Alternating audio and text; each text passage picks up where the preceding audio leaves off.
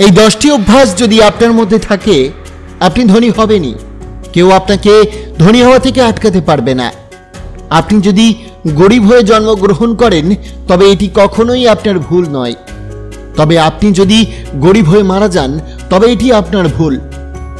আচার্য চাণক্য তার উক্তিতে বলেছেন, এটা দেখলেই বোঝা যায় একটা মানুষ বড়লোক হবে কিনা।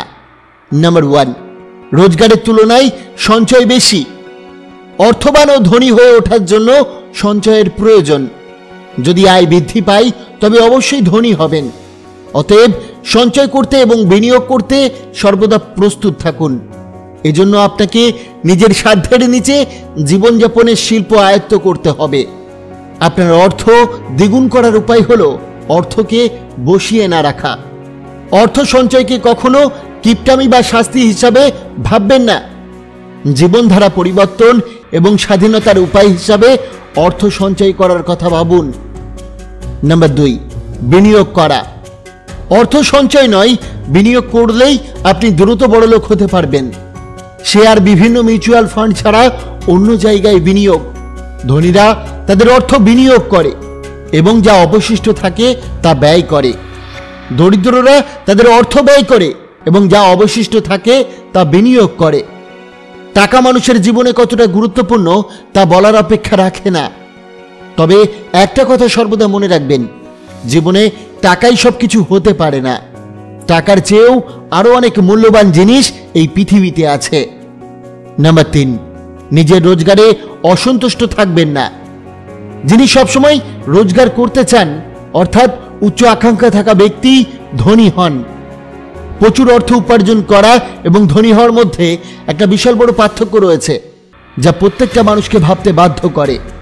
অর্থ রোজগার করতে লাগে ব্রেন, আর খরচ করতে লাগে অন্তর। টাকার জন্য 4টি নিয়ম। প্রথম, যতটা পাওনা রয়েছে পারলে সবকিছু আদায় করো। দ্বিতীয়, যতটা পারো সঞ্চয় করতে থাকো। তৃতীয়, দেনা যতটা থাকে ততটা মিটিয়ে দেওয়ার চেষ্টা করো। চতুর্থ, টাকাকে বসিয়ে না রেখে টাকা দিয়ে টাকা বানানোর চেষ্টা চালিয়ে যাও। যতটা খাটানো সম্ভব ততটা খাটাও।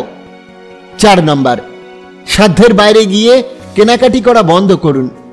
সাধ্যের বাইরে যারা কেনাকাটি করেন তারা কখনো ধনী হতে পারেন না। কেনাকাটা এমন একটা জিনিস যা খুব কম মানুষই রয়েছে যারা প্রতিরোধ করতে পারে। আপনাকে অবশ্যই নিজের অর্থের উপর নিয়ন্ত্রণ অর্জন করতে হবে, নতুবা এর অভাব আপনাকে চিরকালের জন্য নিয়ন্ত্রণ করবে। মনে রাখবেন, লোককে টাকা দেখিয়ে শো অফ করে কোনো লাভ নেই, কারণ সুখের দিনে কেউ পাশে থাকলেও দুঃখের দিনে সবাই ছেড়ে চলে যাবে।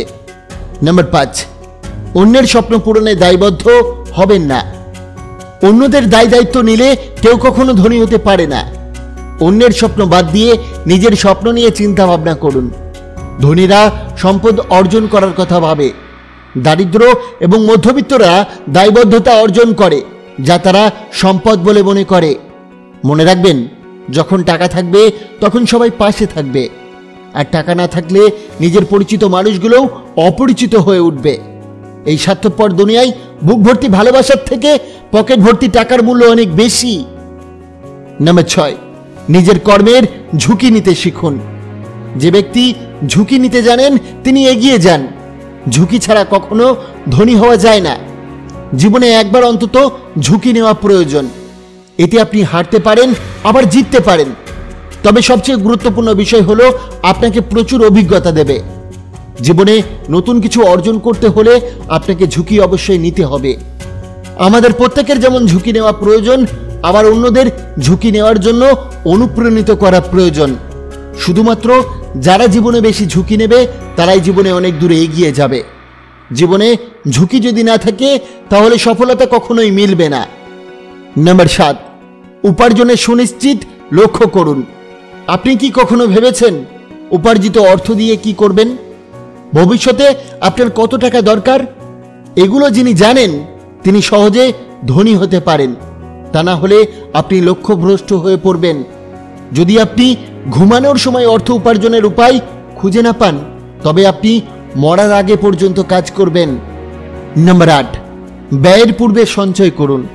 অত্যাধিক ব্যয় করে কখনো সঞ্চয় করা যায় না। আগে আপনাকে সঞ্চয় ঠিক করতে হবে, সেই অনুযায়ী মাসের খরচ করতে হবে। ব্যয় করার পর যা অবশিষ্ট থাকে তা সঞ্চয় করো না, বরং সঞ্চয় করার পর যা অবশিষ্ট থাকে তাই ব্যয় করো।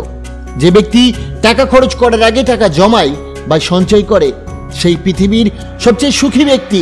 কারণ সঞ্চয়ের ফলে আর্থিক চিন্তাভাবনা না থাকায় কাজের আনন্দ ও পুলকতা সে অনুভব করতে পারে। তাই আপনার টাকা পাওয়ার আগে কখনোই খরচ করবেন না। নাম্বার 9, নিজের প্রতি আত্মবিশ্বাস রাখুন। কেউ যদি কখনো ভাবেন যে আপনি কখনোই বড়লোক হতে পারবেন না, তাহলে এটা কখনোই সম্ভব না। নিজের উপর আত্মবিশ্বাস রাখলেই ধনী হওয়া সম্ভব। তুমি যদি না চাও, তোমাকে কেউ তোমার স্বপ্নের পথ সরাতে পারবে না। জীবন সৌন্দর্যপূর্ণ। একবার মৌমাছির দিকে তাকাও, একবার শিশুদের হাসি মুখের দিকে তাকাও, বৃষ্টির ঘ্রাণ নাও, বাতাসের স্পর্শ নাও, জীবনকে পূর্ণভাবে উপভোগ করো আর নিজের স্বপ্ন পূরণের জন্য সর্বদা লড়াই করে যাও। তুমি যে পরিস্থিতি থেকে উঠে আসো না কেন, স্বপ্ন দেখার ও তার সফল করার অধিকার তোমার আছে। অন্যদের কল্পনা শক্তি দুর্বল বলে তুমি নিজেকে নিয়ে ছোট স্বপ্ন দেখো না। মনে রাখবে, তোমার হৃদয় যেখানে থাকবে সেখানেই তুমি নিজের ধন খুঁজে পাবে। সফলতার একটি গুরুত্বপূর্ণ চাবিকাঠি হলো নিজের প্রতি এই আত্মবিশ্বাস, আর এই আত্মবিশ্বাসের একটা গুরুত্বপূর্ণ চাবিকাঠি হলো প্রস্তুতি। তাই মনে রাখবেন, আপনি আপনার বিশ্বাসের চেয়ে সাহসী, আপনার মনের চেয়ে শক্তিশালী, এমনকি আপনি যা ভাবেন তার চেয়েও বেশি স্মার্ট। নাম্বার 10, যুক্তি, বুদ্ধি, পরিশ্রম আপনাকে ধনী করে তুলবে। উলোমনে মুক্ত ছড়িয়ে যেমন কোনো লাভ হয় না, ঠিক তেমনি অধিক পরিশ্রম করে কখনো ধনী হওয়া যায় না।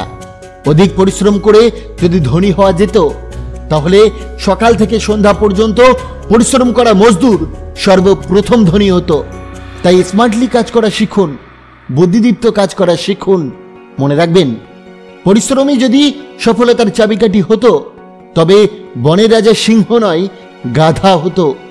তাই বুদ্ধিহীন পরিশ্রম কখনোই আপনাকে ধনী করতে পারবে না।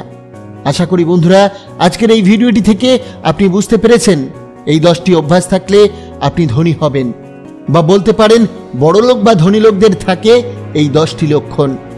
ভিডিওটি ভালো লাগলে অবশ্যই একটি লাইক করবেন, কমেন্ট করবেন, প্রিয়জনের কাছে শেয়ার করতে ভুলবেন না। আপনাকে অসংখ্য ধন্যবাদ ভিডিওটি শেষ পর্যন্ত দেখার জন্য।